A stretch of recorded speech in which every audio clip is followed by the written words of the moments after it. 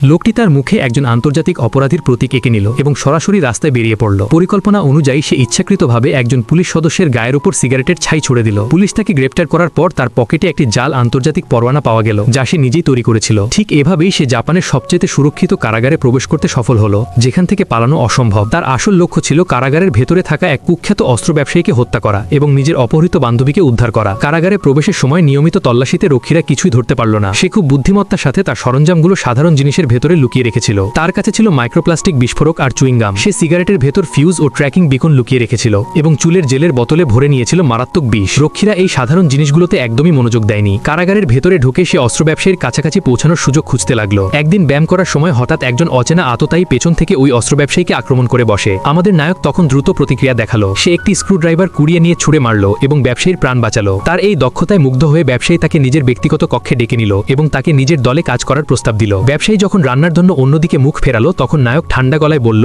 আমার ইতিমধ্যেই একটা কাজ আছে।